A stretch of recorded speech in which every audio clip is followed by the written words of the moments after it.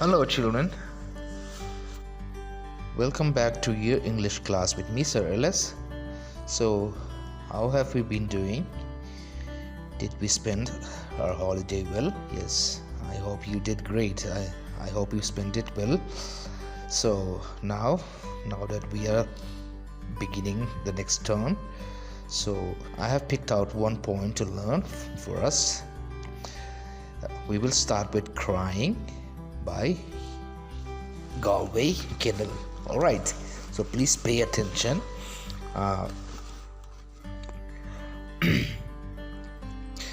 So for the past 2 weeks or 2 or 3 weeks I could not attend the class normally because I could not attend the class properly because I have some problems at home, and due to some illness I could not take the classes.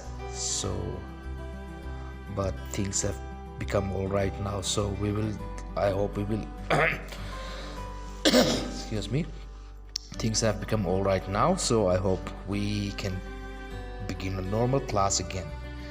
Anyhow, in the previous class I had given you some things to do. Here, read the poem for 5 times with your best pronunciations, like the pronunciations that you have learned last year while you were in class 4. So I think you have done this, right? If you have done it, that's good. And underline the words that you don't understand and find out their meanings using your dictionary. So do this in your notebook. I hope you have all done this in your notebook. Have you done it? If it's a yes, that's good. And after reading the poem, I will give you another work to do. So here we will see the answers to this work that I've given you. Alright, so here the work is find out the meanings of the punctuations that I kept below and write down their names in your notebook. So let's see the punctuations. Here,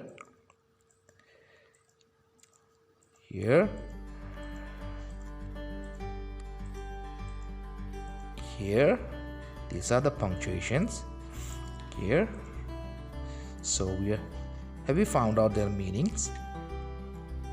If it's a yes, that's good. Anyhow, we will learn it again.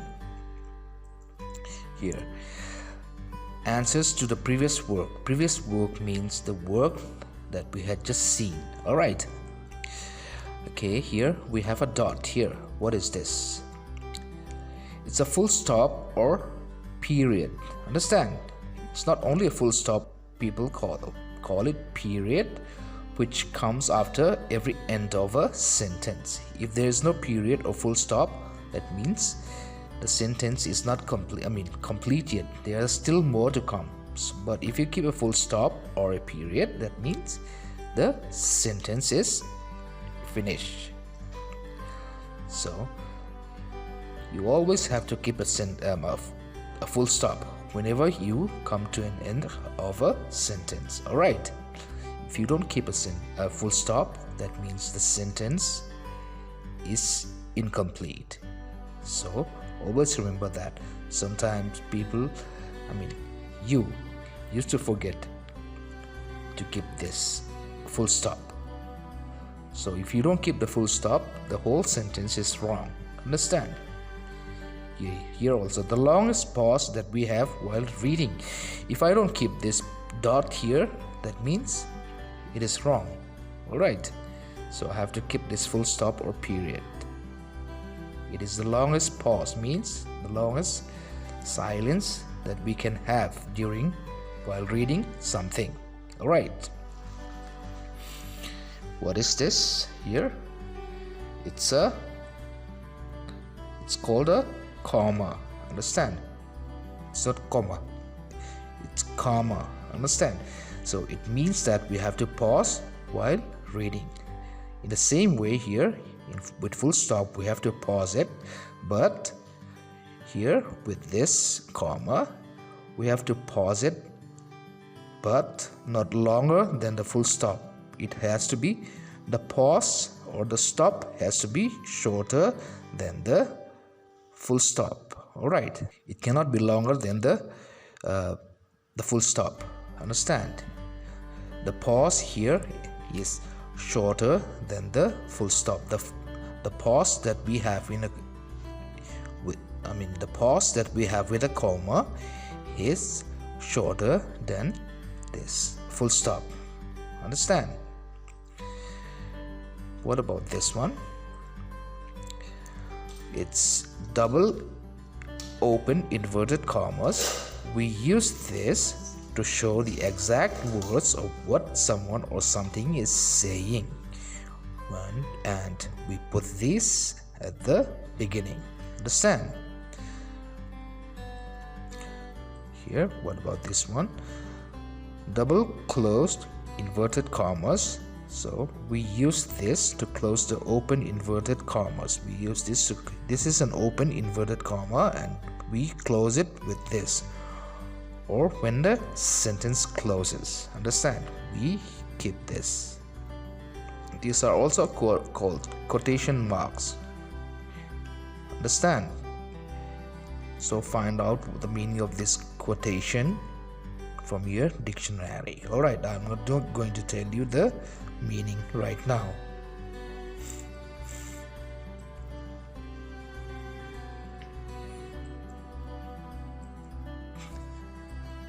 And here,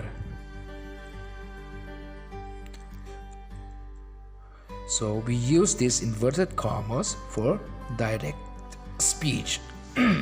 What's the meaning of direct speech?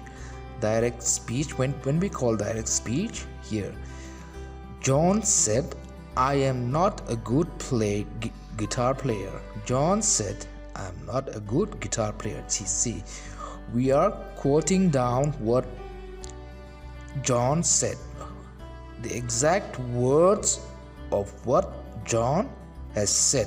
Alright, we don't say that John said that he is not a good guitar player, or John said that he was not a good guitar player. We don't do like that, but we are saying exactly what John is saying with this inverted commas. So these are called direct speech. Understand? So we are using this inverted commas for direct speech.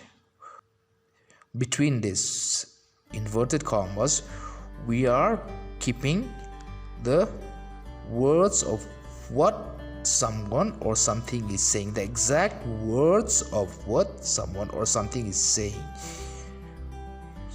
We are keeping that between this open and close inverted commas. Understand?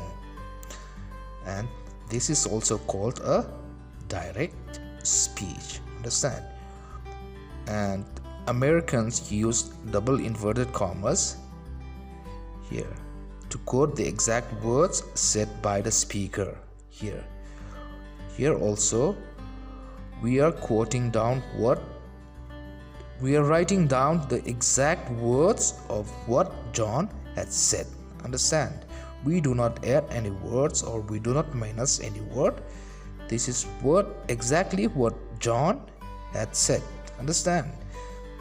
So, but both can be used in a single sentence. Both means double inverted commas and single inverted commas can be used in a single sentence like this. Here, example, when I say no need, here we are using the single inverted commas between inside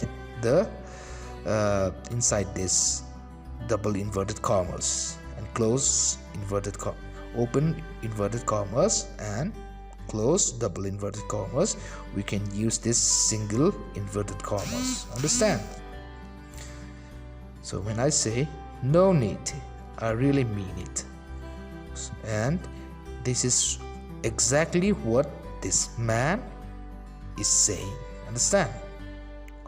Or exactly what this man has said. Understand? Here, what is this? What is this one? Well, it's a dash or hyphen.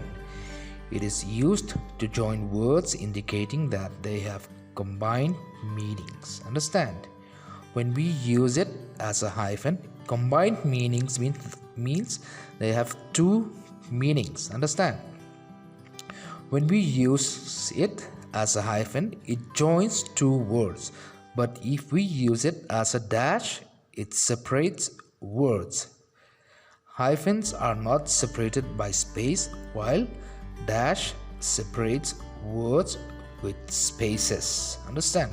We can use this as a dash or hyphen, but here we have already read it. Understand? It is used to join words indicating that they have combined meanings, and when we use it as a hyphen, it joins two words, but if we use it as a dash, it separates words. So here hyphens are not separated by space, while dash separates words with spaces.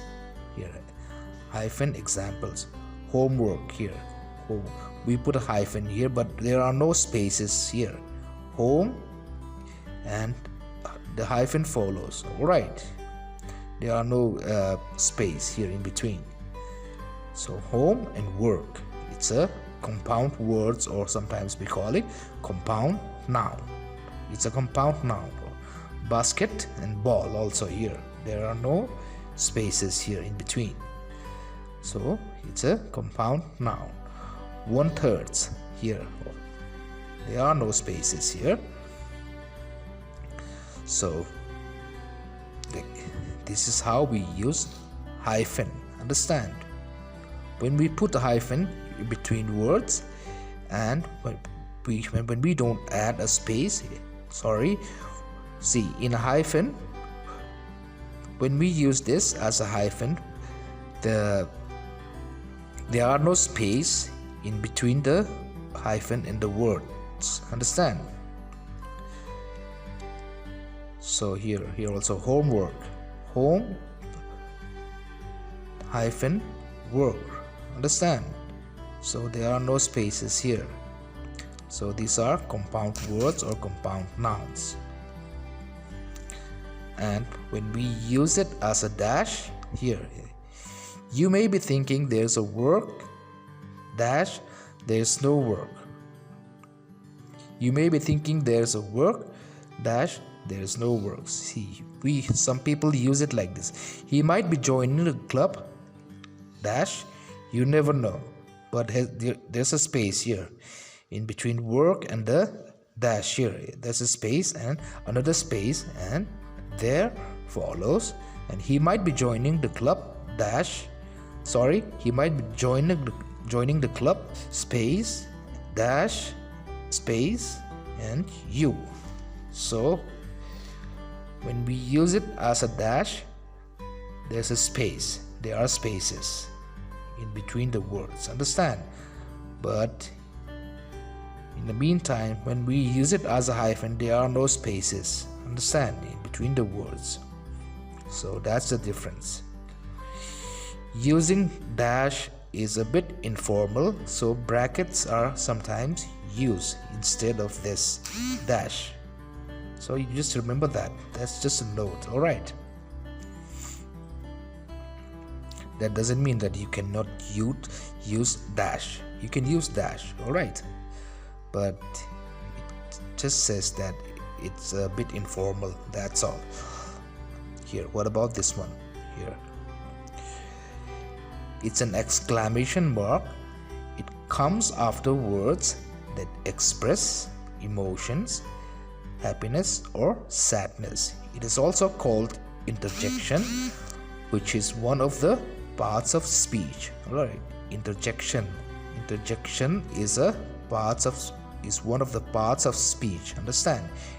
It is used instead of full stop, period in sentences. Understand?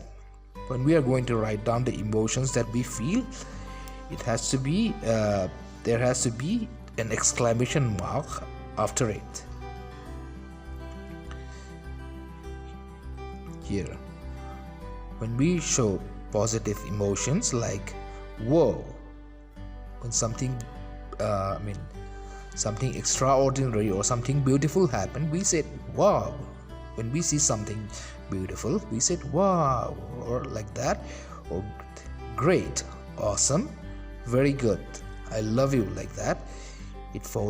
They all have this exclamation mark. All right, so they are also used to express negative emotions. Understand, they are also used after negative emotions. Right, this exclamation mark, not only with this positive emotions like wow, great, awesome, very good, I love you.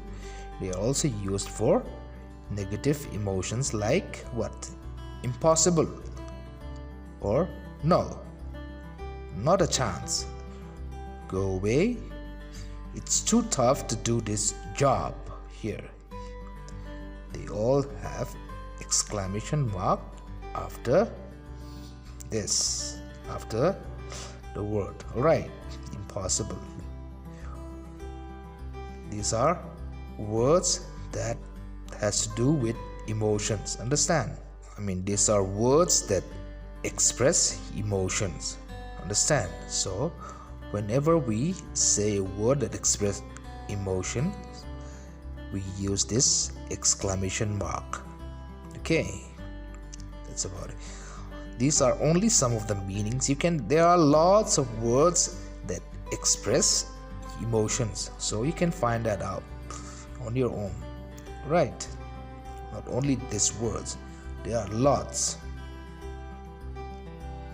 When we say no way, that's also that also involves emotions. And here are some punctuations or signs which are not in your textbook. All right, let's see. This here, this and this is and sign. All right, but we are going to talk about this too. They are brackets. These are brackets, but you will hear people calling them parentheses. All right, they are mainly used to make points clear in a sentence. Here, these are parentheses. All right, it's a bracket. These are brackets, but people used to call it parentheses.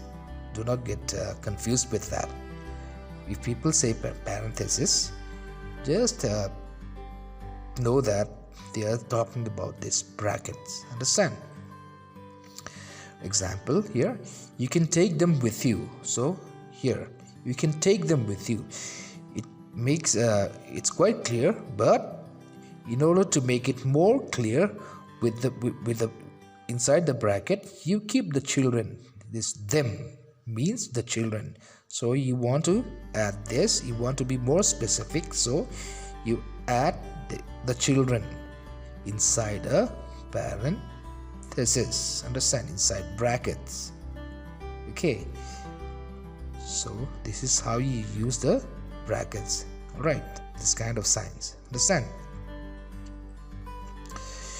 Here we use brackets to make the word them clear to the reader. All right.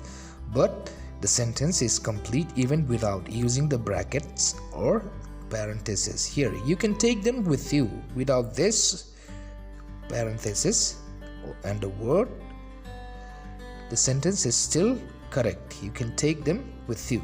But in order to make it more clear, you just add the children inside the parenthesis. Understand?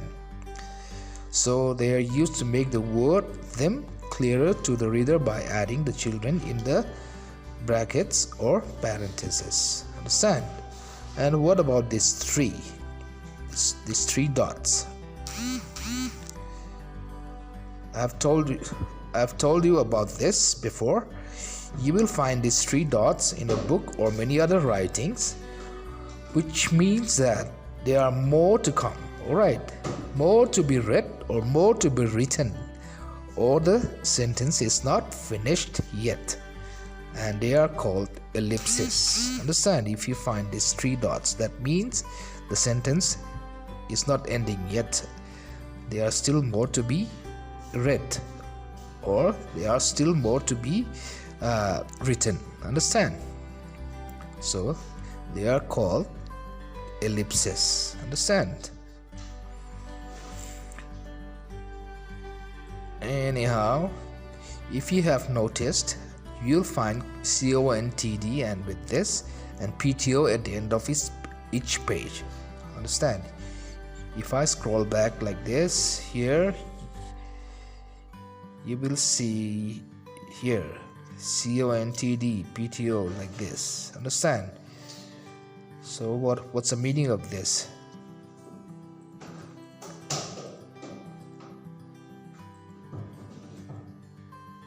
If you have noticed, you will find contd at the end of each page. So contd means continued, means it did not end there in that page. The page is continued in the next page. Understand? Or pto means please turn over. That means you have to turn the page over in order to see what is in the next page. Understand? These indicate that there are more to be read in the next page. What about this one? This is a question mark or an interrogation. This is a question mark or an interrogation mark. Understand? Alright, now we will get to the main point for today. It is the poem called Crying by Galway Kinnell. And this fellow Galway Kinnell, or Galway, it's not Galway, it's Galway Kinnell. He's a Pulitzer Prize winner. What's a Pulitzer Prize? An award for an achievement in American journalism and literature or music. Right, remember this. And he also won the National Book Award. Understand? So that means he's a famous poet and a writer. So let's see. Let's read it again. Here, I want you to point it with your finger here. Alright, as we read here. Crying by what? Crying by Galway Kinnell. Crying only a little bit is of no use. You must cry until your pillow is soaked. Then you can jump into a shower and splash, splash, splash. Then you can throw open your window and ha, ha, ha, ha. And if people say, hey, what's going on up there? Ha ha, sing back. Happiness was hiding in the last tear. I wept it. Ha ha. Right, let's read it again. Crying by Galway Kinnell. Crying only a little bit is of no use. You must cry until your pillow is soaked. Then you can jump in the shower and splash, splash, splash. Or you can say, then you can jump into the shower and splash, splash, splash. Then you can throw open your window and ha, ha, ha, ha. And if people say, hey, what's going on up there? Ha ha, sing back. Happiness was hiding in the last tear. I wept it. Ha ha. Here, I want you to underline this, and find out the meanings. Alright, we will explain this in the next class. Alright, we'll stop it there. And the assignment will be to find out the meanings of the underlined words from your dictionary and I want you to write them down in your notebook. Alright, that's all for now, and thank you, and I'll see you in the next class. Bye bye.